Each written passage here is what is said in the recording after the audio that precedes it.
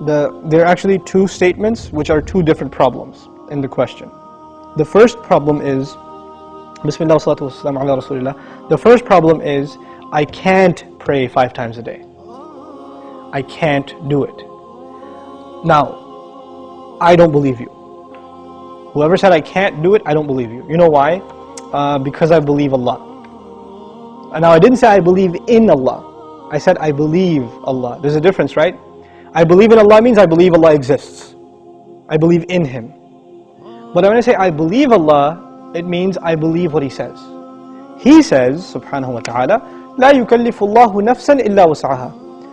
Allah does not burden anyone except unless they are able to carry that burden. This is what Allah said. Allah said He does not burden anyone with any responsibility unless they are capable of living up to that burden. This is what He said. You're saying you're not able to live up to a responsibility that Allah gave you. Isn't that true? You're saying I can't pray 5 times. It's too much. And Allah is saying yes you can. So I have a choice between believing you and believing Allah. And perhaps if you didn't realize this, maybe you're lying to yourself. Maybe you've convinced yourself because of your laziness, because of your lack of will, that you don't want to pray 5 times. Maybe you have to, I can't judge you. I don't know what the problem is. But the problem, maybe you're ashamed to pray in front of non-Muslims. People can take 15-minute cigarette breaks at work, right? They can take a break and just go hang out, do whatever. You can't pray 5 times a day. SubhanAllah.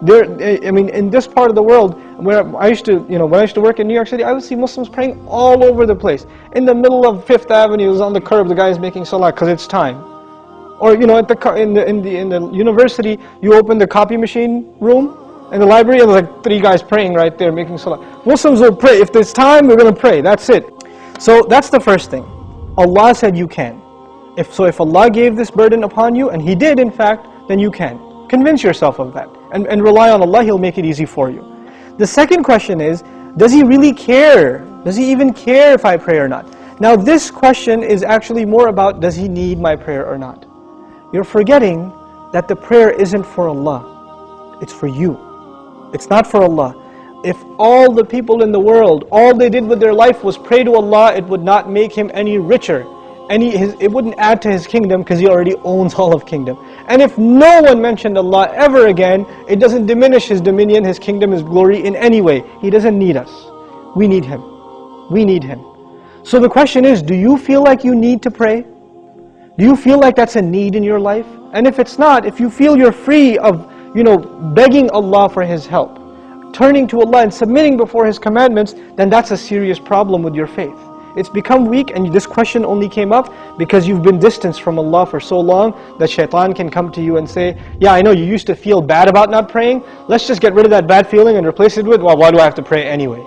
That's the next phase of that disease. The first part was, at least it was diagnosed, but at least you had some bad feeling. Guilt was still there. That's a gift from Allah. When that guilt even goes away and you say, Allah doesn't need my prayer, it's all good.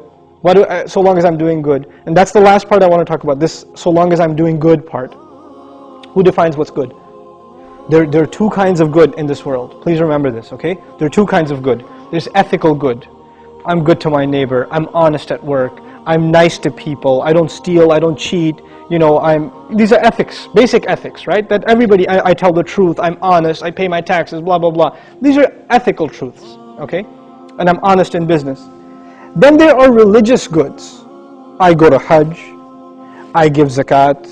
I pray 5 times a day. I fast in the month of Ramadan. These aren't ethical realities. These are religious goods. Good deeds that are religious and good deeds that are ethical, moral in nature. What happens a lot of times with Muslims and with non-Muslims, especially it happens with Muslims, is that we make a distinction between these 2 things. So in the Muslim world, you will find people that are morally good. They're nice to their family, they take care of their kids, they're responsible in the household, they're nice to their neighbors, they're honest at work. Good people, but guess what? No religion.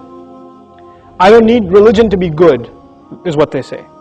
And on the other extreme, you have people that pray, go to Hajj, give zakah, have a long beard, dress in a very religious garment, and yet terrible to their family, cheating people in business, highly immoral and unethical. So what's happened is we have separated the 2 dimensions of goodness. Moral goodness, ethical goodness, and religious goodness. What Allah does in the Quran is fuses them together in the ayah. This one ayah is called Ayatul Bir, the ayah of goodness. What does it mean to be good? If you study that ayah, it is a combination of two things. It's a combination of ethical principles like fulfilling your promises, being patient, perseverant, and also religious goodness, establishing the prayer, giving the zakah, right? So it's a combination of both of those things in one place. So if you think you are in a position to define what good is, most likely you're sticking to moral goodness. And you're undermining religious goodness, like the rituals that Allah taught us. But what Allah wants is for us to have both at the same time. This is when a person is truly good. Otherwise, you're not really good. You have defined goodness for yourself and you have rejected Allah's definition of it. But we turn to Allah for guidance because we can't define things for ourselves. We want Him to define them for us. Inshallah ta'ala.